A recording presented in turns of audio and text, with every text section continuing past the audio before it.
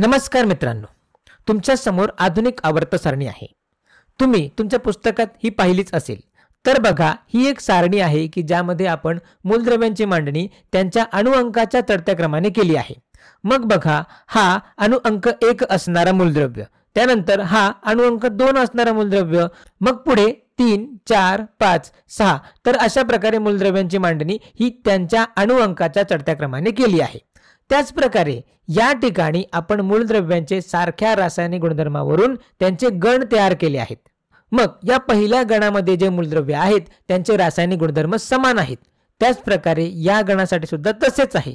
मग अशाच प्रकारे इतर गणांची सुद्धा मांडणी केली आहे। परंतु आज आपण जी आधुनिक आवर्त सारणी पाहतोय ती तयार होण्यासाठी खूप वर्षे लागली आणि खूप सारे प्रयत्न केले गेले आणि त्यानंतर ही आधुनिक आवर्त सारणी तयार झाली।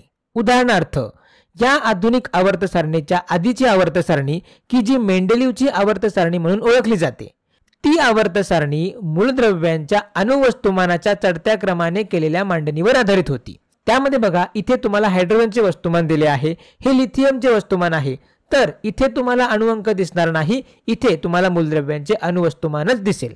मग या व्हिडिओमध्ये आपण तेच बघणार आहोत की आपण आधुनिक आवर्त सारणीमध्ये अणुवस्तुमानाऐवजी अणुअंकानुसार मांडणी करण्याचे का ठरवले।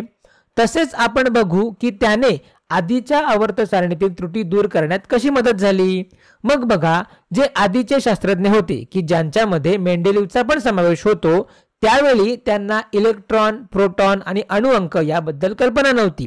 त्यामुळे ते मूलद्रव्यांची मांडणी त्यांच्या अणुअंकाच्या चढत्या क्रमानुसार करू शकले नाहीत।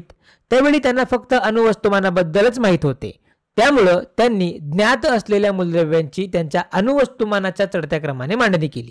मग अशी मांडणी केल्यानंतर त्यांना आढळले की ठराविक काळात त्या मूलद्रव्यांच्या गुणधर्मांची पुनरावृत्ती होते। म्हणजे या ठिकाणी या क्लोरीन नंतर पुन्हा या मूलद्रव्याच्या गुणधर्माची पुनरावृत्ती होते।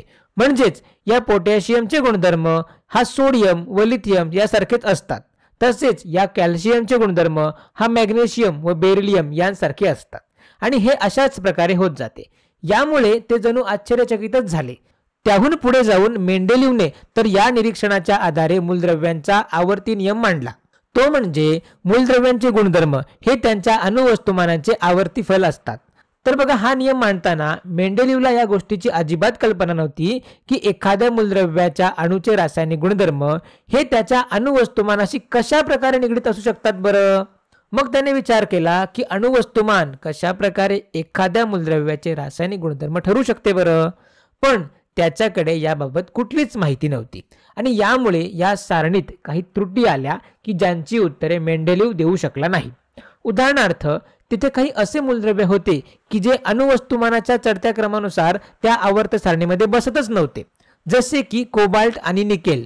बघा, कोबाल्टचे अणुवस्तुमान आहे 58.9 आणि निकेलचे अणुवस्तुमान आहे 58.6, म्हणजेच कोबाल्टचे अणुवस्तुमान निकेलपेक्षा जास्त आहे। मग तांत्रिक दृष्ट्या म्हणायचे झाले तर निकेल हा कोबाल्टच्या आधी आला पाहिजे, बरोबर ना। पण आपण पाहतो की कोबाल्टला निकेलच्या आधी ठेवण्यात आले आहे। याचे कारण असे होते की कोबाल्टचे रासायनिक गुणधर्म या गणातील मूलद्रव्यांच्या गुणधर्मासारखे होते आणि म्हणूनच जरी कोबाल्टचे अणुवस्तुमान निकेलपेक्षा जास्त असले तरी त्याला निकेलच्या आधी ठेवण्यात आले होते। पण हे असं का केलं गेलं हे मेंडेलीवला व्यक्त करता आले नाही। त्याच प्रकारे समस्थानिकांबद्दल सुद्धा तेच आहे। तर बघा, समस्थानिके म्हणजे असे मूलद्रव्य की ज्यांचे रासायनिक गुणधर्म समान असतात पण अणुवस्तुमान मात्र भिन्न असते। उदाहरणार्थ, कार्बन 12 व कार्बन 14। तर बघा, हे दोन्ही कार्बनचेच अणू आहेत, दोघांचे रासायनिक गुणधर्म समान आहेत पण त्यांचे अणुवस्तुमान मात्र भिन्न आहेत। मग त्यांना वेगवेगळे ठेवावे की एकाच ठिकाणी ठेवावे बरं। तर मग त्या आवर्त सारणीमध्ये अशा प्रकारे काही इतर त्रुटी सुद्धा होत्या। म्हणूनच जर मेंडेलीवला अणू किंवा मूलद्रव्यांचे रासायनिक गुणधर्म कसे ठरतात हे जर माहित असते तर तो याचे उत्तर नक्कीच देऊ शकला असता, परंतु ही उत्तरे काही वर्षांनी मिळाली। मग ते वर्ष होते 1913 आणि तोपर्यंत आपल्याला इलेक्ट्रॉन, प्रोटॉन आणि अणुअंकांबद्दल माहिती झाली होती। मग त्यावेळचा एक प्रतिभावंत भौतिकशास्त्रज्ञ तो म्हणजे हेनरी मोसले याने प्रयोग करून सिद्ध केले की अणुवस्तुमान नाही तर अणुअंक हा त्या मूलद्रव्याचा मूलभूत गुणधर्म आहे। तर बघा, मी तुम्हाला त्याचा प्रयोग दाखवणार नाही, पण मी तुम्हाला त्याचा निष्कर्ष दाखवणार आहे। मग याचा अर्थ होतो की एखाद्या अणूचे रासायनिक गुणधर्म हे त्याच्या अणु अंकावर अवलंबून असतात, ते त्याच्या अणुवस्तुमानावर अवलंबून नसतात। मग आता हे चांगल्या प्रकारे समजले आहे। पहा, जेव्हा मी रासायनिक गुणधर्म असे म्हणतो ना, तेव्हा त्याचा साधा अर्थ असा होतो की एखादा अणू रासायनिक अभिक्रियेत कसा प्रतिक्रिया देतो, बरोबर ना। आणि आता आपल्याला माहित आहे की रासायनिक अभिक्रियेत अणू फक्त इलेक्ट्रॉनची देवाणघेवाण करतात। रासायनिक अभिक्रियेत एवढंच होतं, वेगवेगळे अणू एकत्र येतात आणि काही इलेक्ट्रॉनची देवाणघेवाण करतात। काही वेळा इलेक्ट्रॉन मिळवतात, काही वेळा इलेक्ट्रॉन गमावतात किंवा काही वेळा इलेक्ट्रॉनची भागीदारी करतात। आणि ते किती इलेक्ट्रॉन मिळवणार, गमावणार किंवा भागीदारी करणार हे त्यांच्या एकूण इलेक्ट्रॉनच्या संख्येवर अवलंबून असते। म्हणून आपण असं म्हणू शकतो की काही अर्थाने अणूचे रासायनिक गुणधर्म हे त्या अणूमधील इलेक्ट्रॉनच्या संख्येवर अवलंबून असतात। आता आपल्याला माहित आहे की एका उदासीन अणूमध्ये इलेक्ट्रॉनची संख्या ही त्या अणूमधील प्रोटॉनच्या संख्ये एवढीच असते। त्याच प्रकारे अणूमधील प्रोटॉनच्या संख्येलाच त्या अणूचा अणुअंक म्हटला जातो। तर मग तुम्ही बघू शकता की कशा प्रकारे हे रासायनिक गुणधर्म हे अणुअंकावर अवलंबून असतात, ते अणुवस्तुमानावर अवलंबून नसतात। बघा, अणुवस्तुमान म्हणजे काय, तर अणुवस्तुमान बरोबर अणूमधील प्रोटॉनची संख्या अधिक न्यूट्रॉनची संख्या।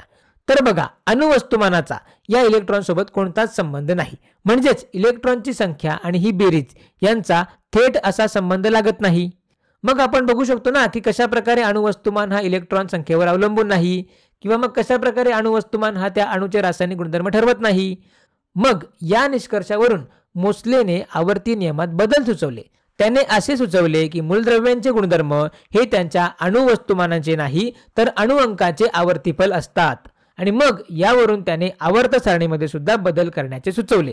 मग आपण आवर्त सारणीमधून अणुवस्तुमान हटवले आणि आवर्त सारणीमध्ये मूलद्रव्यांची अणुअंकाच्या चढत्या क्रमाने मांडणी केली, आणि मग अशा प्रकारे आपल्याला आधुनिक आवर्त सारणी मिळाली। आणि या आवर्त सारणीमध्ये आधीच्या आवर्त सारणीतील म्हणजेच मेंडेलीवच्या आवर्त सारणीतील जवळजवळ सर्व त्रुटी सोडवता आल्या। मग यामुळे अंतिमतः कोबाल्ट आणि निकेल यांच्या जागा निश्चित झाल्या। तर बघा, कोबाल्टचे अणुवस्तुमान निकेलपेक्षा जास्त आहे, म्हणून जुन्या आवर्त सारणीप्रमाणे कोबाल्ट हे निकेल नंतर आले पाहिजे होते ना, बरोबर।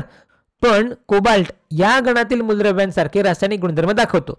त्यानंतर आपण जर कोबाल्ट व निकेल यांना त्यांच्या अणुअंकानुसार मांडले तर तुम्हाला दिसेल कोबाल्टचा अणुअंक निकेलपेक्षा कमी आहे आणि त्यामुळे ते निकेलच्या आधी येते। तसेच ते या गणामध्ये येते जेथे त्याचे रासायनिक गुणधर्म मिळतात। त्यानंतर बघा, तर समस्थानिकांच्या स्थितीबद्दल काय, तर समस्थानिक म्हणजे सामान्यपणे हे एकाच मूलद्रव्याचे अणू असतात पण त्यांचे अणुवस्तुमान भिन्न असते। उदाहरणार्थ, कार्बनच्या एका अणूचे वस्तुमान 12 एकक आहे तर दुसऱ्या अणूचे वस्तुमान 14 एकक आहे। मग यांची जर तुम्ही जुन्या आवर्त सारणीप्रमाणे मांडणी केली तर तुम्ही त्यांना वेगवेगळे मांडाल, कारण त्यांचे अणुवस्तुमान भिन्न आहे, बरोबर। पण तांत्रिकदृष्ट्या पाहिलं तर ते दोन्ही कार्बनचेच अणू आहेत, त्यांचे रासायनिक गुणधर्म समान आहेत आणि म्हणून त्यांना एकाच ठिकाणी ठेवण्यात यावे। मग आपण त्याबाबत काय करू शकतो, तर बघा, आता आपण ही मूलद्रव्ये त्यांच्या अणुअंकानुसार मांडत असल्याने आपल्याला त्याची फारशी काळजी करण्याची गरज नाही, कारण जरी त्या दोन्ही अणूंचे अणुवस्तुमान भिन्न असले तरी त्यांचा अणुअंक समान आहे, त्यामुळे ते दोघेही एकाच जागेवर मांडले जातील। तर मग अशा प्रकारे आधुनिक आवर्त सारणीने आधीच्या आवर्त सारणीतील बऱ्याच अशा त्रुटी दूर केल्या।